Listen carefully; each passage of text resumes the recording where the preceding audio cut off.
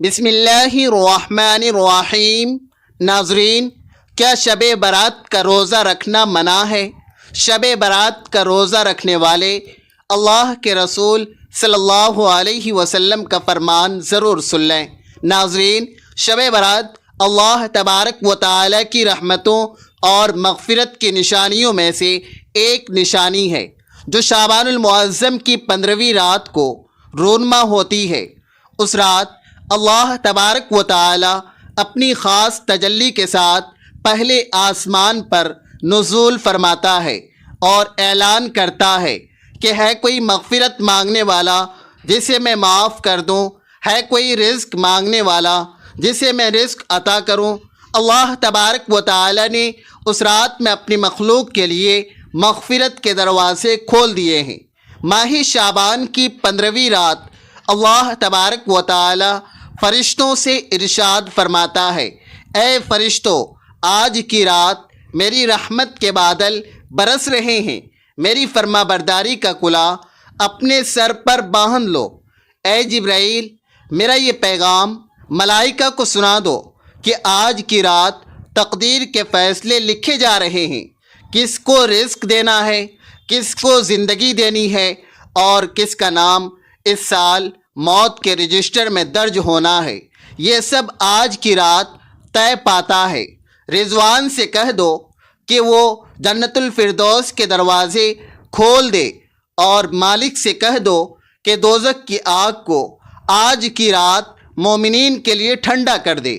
مشرق سے مغرب تک جس قدر مسلمان قبریں ہیں، ان سب کے لیے مغفرت کی دعائیں کی جائیں۔ آج کی رات شب برات ہے، یعنی چھٹکارے کی رات ہے۔ میرے بندوں کے لیے توبہ کے دروازے کھول دو۔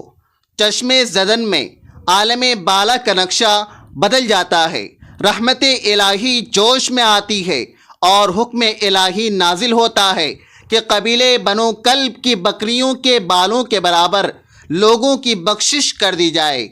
اس مقام پر یہ بات قابل غور ہے کہ اللہ کی رحمت کا کوئی کنارہ نہیں ہے، اور بنو کلب کی بکریوں کے بالوں کی مثال صرف وسعت کو سمجھانے کے لیے ہے، ورنہ اس کا کرم تو گنتیوں سے پاک ہے۔ یہی وہ مبارک گھڑی ہے جب غافل انسانوں کو جھنجھوڑا جاتا ہے کہ آؤ اپنے رب کی طرف لوٹ آؤ۔ وہ کتنا غفور الرحیم ہے، جو پکار پکار کر کہہ رہا ہے کہ ہے کوئی توبہ کرنے والا کہ میں اسے معاف کر دوں۔ کیا ہم نے کبھی سوچا ہے کہ ہماری زندگی کی سانسیں کتنی تیزی سے ختم ہو رہی ہیں، اور یہ رات ہمیں موقع دیتی ہے کہ ہم اپنا تعلق اپنے خالق سے دوبارہ جوڑ لیں۔ اس رات میں ملائکہ کی جماعتیں زمین پر اترتی ہیں اور ذکر کرنے والوں کو ڈھانپ لیتی ہیں۔ خوش نصیب ہیں وہ آنکھیں جو اس رات ندامت سے نم ہو جائیں، اور وہ دل جو اپنے گناہوں پر شرمندہ ہوں۔ یاد رکھیے کہ توبہ صرف زبان سے استغفر اللہ کہنے کا نام نہیں، بلکہ دل کی اس کیفیت کا نام ہے جہاں انسان اپنے گناہوں سے بیزار ہو جائے اور آئندہ برائی نہ کرنے کا پکا عزم کر لے۔ حضور اکرم صلی اللہ علیہ وسلم کی حیات مبارکہ ہمارے لیے مشعل راہ ہے۔ آپ اس مہینے میں اس قدر عبادت فرماتے کہ صحابہ کرام بھی حیران رہ جاتے۔ شعبان کا مہینہ رمضان المبارک کا پیش خیمہ ہے۔ جیسے کسی بڑے مہمان کی آمد سے پہلے تیاریاں کی جاتی ہے، ویسے ہی شعبان کی 15ویں شب ہمیں رمضان کے لیے تیار کرتی ہیں۔ اس رات میں رزق کی تقسیم اور عمروں کا تعین اللہ کے حکم سے ہوتا ہے۔ یہ وہ وقت ہے جب ہمیں دنیاوی حرص و طمع چھوڑ کر آخرت کی فکر کرنی چاہیے۔ اس رات کی ایک ایک ساتھ کروڑوں سال کی زندگی سے بہتر ہو سکتی ہے اگر اسے خلوص نیت کے ساتھ گزارا جائے۔ اللہ تبارک و تعالی کی تجلیات کا نزول بندوں کی ہمت بڑھاتا ہے کہ مایوس نہ ہو، چاہے گناہ سمندر کی جھاگ کے برابر ہی کیوں نہ ہو۔ میرا رب بخشنے پر آئے تو ذرے کو آفتاب بنا دے۔ ہمیں چاہیے کہ اس رات قرآن پاک کی تلاوت کریں، کثرت سے درود شریف پڑھیں اور اپنی تمام خطاؤں کا اعتراف کریں، کیونکہ اعتراف بندگی ہی بندگی کی معراج ہے، اور یہی وہ رات ہے جہاں تقدیریں بدل دی جاتی ہیں۔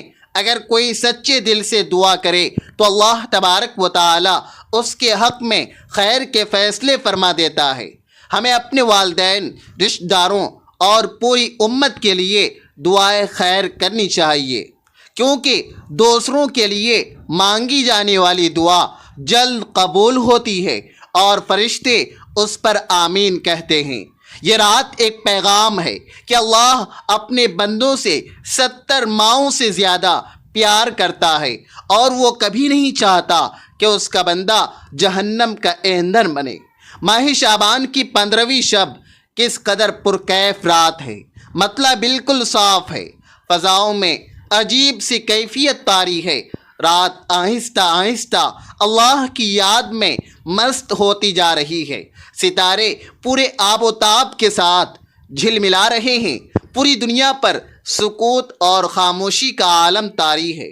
نصف شب گزرنے کو ہے کہ یکایک رحمتوں کے دروازے کھلتے ہیں، انوار و تجلیات کے جلوے بکھرتے ہیں، مومنین اپنے رب کے حضور سجدہ ریز ہیں اور آنکھوں سے ندامت کے آنسو بہہ رہے ہیں۔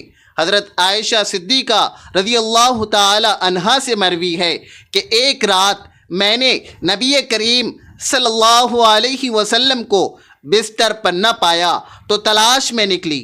میں نے دیکھا کہ آپ صلی اللہ علیہ وسلم جنت البقیع کے قبرستان میں سر بسجود ہیں اور امت کی بخشش کی دعائیں مانگ رہے ہیں۔ آپ صلی اللہ علیہ وسلم نے فرمایا، اے عائشہ، کیا تمہیں معلوم ہے کہ یہ کون سی رات ہے؟ یہ شعبان کی 15ویں رات ہے۔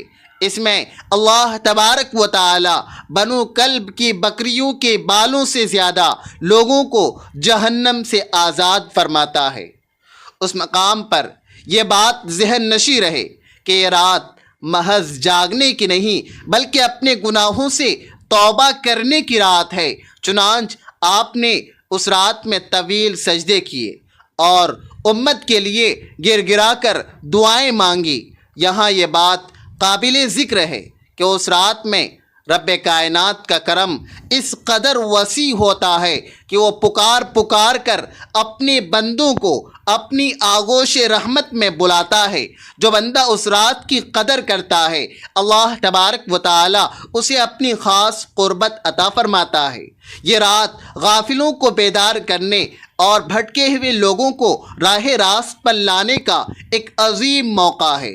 حضور اکرم صلی اللہ علیہ وسلم اس پورے مہینے میں کثرت سے روزے رکھتے اور فرماتے کہ یہ ایسا مہینہ ہے جس میں لوگوں کے اعمال اللہ تبارک و تعالی کی بارگاہ میں پیش کیے جاتے ہیں، اور میں چاہتا ہوں کہ میرا عمل اس حال میں پیش ہو کہ میں روزے سے ہوں۔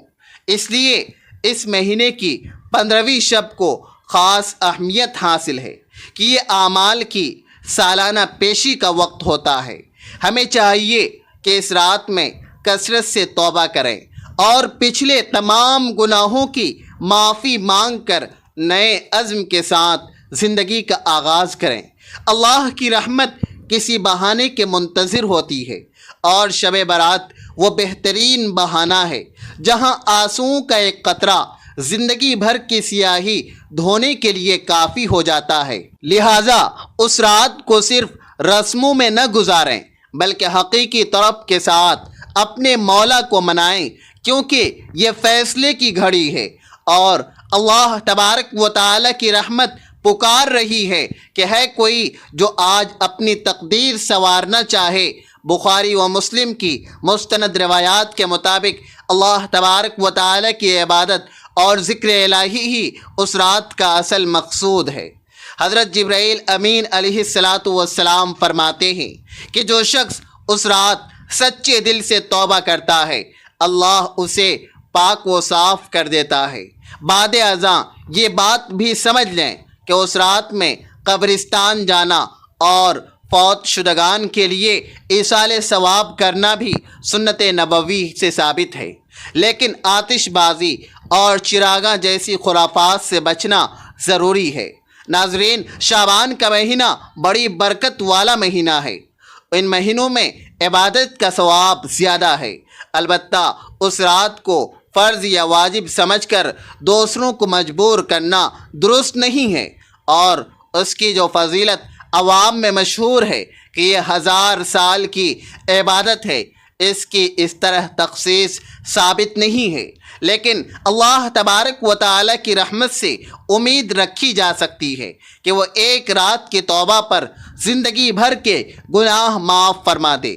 اس رات کی برکتیں حاصل کرنے کے لیے ضروری ہے کہ انسان اپنے باطن کی اصلاح کرے اور دوسروں کے حقوق ادا کرنے کا عہد کرے، کیونکہ اللہ تبارک و تعالی اپنے حقوق تو معاف فرما دیتا ہے، مگر بندوں کے حقوق اس وقت تک معاف نہیں ہوتے جب تک وہ بندہ معاف نہ کر دے۔ اس رات کی ایک بڑی فضیلت یہ بھی ہے کہ اس میں تلاوت قرآن کریم اور درود و سلام کا نذرانہ پیش کرنے سے روحانیت میں اضافہ ہوتا ہے۔ ہمیں چاہیے کہ اس مبارک موقع پر اپنی دعاؤں میں پوری امت مسلمہ کو یاد رکھیں، خاص طور پر ان لوگوں کے لیے دعا کریں جو مشکلات اور پریشانیوں میں مبتلا ہیں۔